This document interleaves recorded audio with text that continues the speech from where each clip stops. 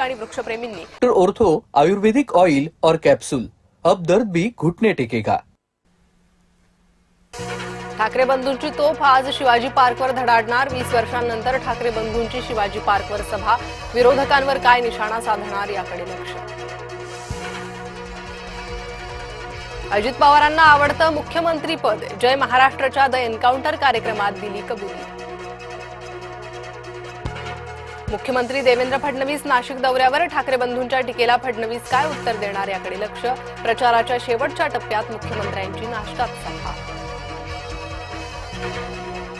भाजप शिवसेना आणि रिपाईचा वचननामा जाहीर होणार। मुख्यमंत्री फडणवीस शिंदेंच्या उपस्थितीत जाहीरनामा, मुंबईकरांसाठी जाहीरनाम्यात काय असणार याकडे लक्ष।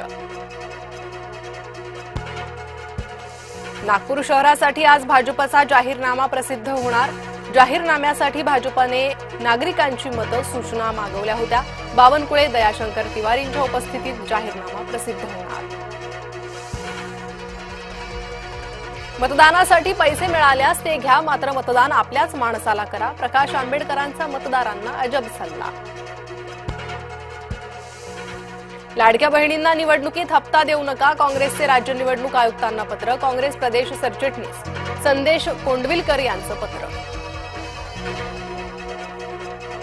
लाडक्या बहिणींच्या सन्मानालाच काँग्रेस लाच म्हणते, सावत्र भावांना बहिणी 15 तारखेला उत्तर देणार। भाजप आमदार चित्रा वाघांचं प्रत्युत्तर। भाजपा बलात्कारी जनता पार्टी आहे, हर्षवर्धन सपकाळांचा भाजपवर जोरदार टीकास्त्र। उमेदवारांना धमकावणाऱ्यांना निलेश लंकेंचा सज्जड दम, दहशत माजवणाऱ्यांची गाठ थेट निलेश लंकेशी। लंकेंचा विखे जगतापांवर अप्रत्यक्ष जोरदार हल्ला। धारावीतील पात्र लोकांना हक्काचं घर मिळणार, धारावी कोण खासगी व्यक्तीला दिलेली नाही। मुख्यमंत्री देवेंद्र फडणवीसांचं स्पष्टीकरण। भाजपच्या फाजील आत्मविश्वासाचा नमुना समोर, लोकसंतापानंतर तुषार आपटे पायउतार। नाशिक भाजपासमोर बंडखोरांचं आव्हान, भाजपनं उमेदवारी नाकारल्यानं शशिकांत जाधवांची बंडखोरी। ठाकरे बंधूंच्या सभेमुळे महायुतीच्या पायाखालची वाळू सरकली, अंबादास दानवेंसह खैरेंची महायुतीवर टीका। काही नेते पर्यटनासाठी नाशिकमध्ये आले होते, दादा भुसेंची ठाकरे बंधूंवर टीका। निवडून आले की अनेकांना कंठ फुटतात, मुख्यमंत्री देवेंद्र फडणवीसांचा अजित पवारांना टोला। वरळीत आदित्य ठाकरे काठावर पास, बीडीडी चाळीचा प्रश्न फडणवीसांनी सोडवला। मंत्री नितेश राणेंची आदित्य ठाकरेंवर टीका। राष्ट्रवादीला जागा सुटली हीच मोठी खंत, माजी मंत्र्यांचा मुलगा असल्यानं उमेदवारी, भाजपचे बंडखोर अपक्ष उमेदवार जितेंद्र मराठेंचे आरोप।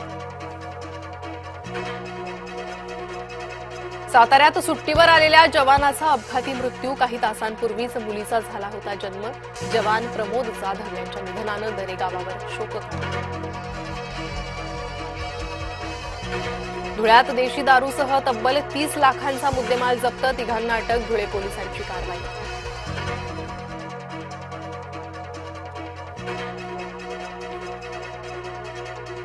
नमस्कार, मी प्रणिता बोरसे, आपण पाहत आहात जय महाराष्ट्र। बुलेटिनच्या सुरुवातीला बातमी ठाकरे बंधूंच्या सभेसंदर्भात। ठाकरे बंधूंची तोफ आज शिवाजी पार्कवर धडाडणार आहे। 20 वर्षांनंतर ठाकरे